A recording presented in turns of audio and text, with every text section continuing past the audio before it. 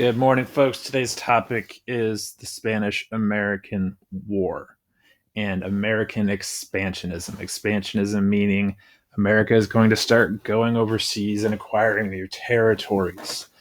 Now, there's two things we need to keep in mind as we head toward this. First one, we're in the late 1800s, which was the time of big business. Big businessmen had been heavily influencing the way American life was going. And they weren't content with just doing business in America. They wanted to expand overseas. And it's going to be a lot of their influence that drives world affairs for the next few years. We also need to keep in mind the Monroe Doctrine. This was established in 1812 after the War of 1812, where the British had come back and tried to take over America again. Now, this is particularly important to us because of two notes.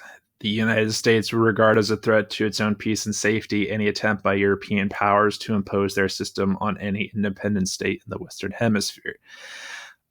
American businessmen are going to kind of use this to their advantage, and the government's going to use this excuse to protect business interests, and we'll get into that in a few minutes.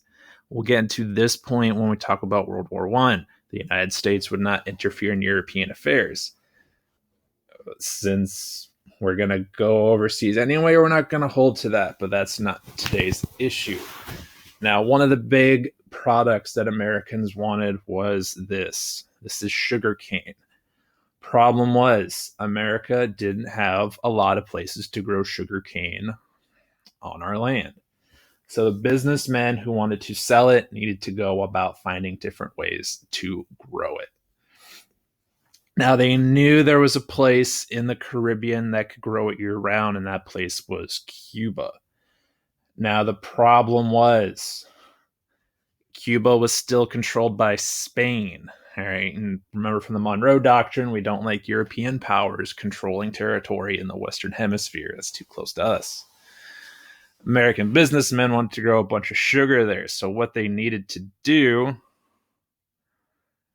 we needed to boot out the Spanish power by way of the Monroe Doctrine so we could grow sugar freely and fairly in Cuba. America is going to start flexing its muscles.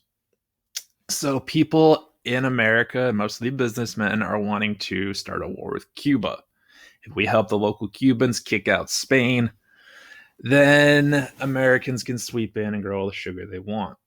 So America's jonesing for war. Now, there's an incident known as the explosion of the USS Maine. This was a passenger ship that was sailing by the coast of Cuba in the late 1800s. This boat blew up. Nobody knew why, nobody knew how. They just know it blew up. They knew it was off the coast of Cuba, which was controlled by Spain. And people started freaking out. They're like, oh my God, a European power is in the Western Hemisphere blowing up stuff. Fact of the matter was, nobody knew who did it. All right. But that didn't mean people weren't trying to make a buck off of it. So you had guys named William Randolph Hearst and Joseph Pulitzer. Their goal was to make money selling newspapers. Now, we don't get nice things sold in newspapers. To sell newspapers, you need to have war. You need to have violence. Spain ships on our coast died in the hands of Old Glory. We have got to fight. We must declare war. These newspapers were taking this incident, spinning it out of control, and pushing America towards war.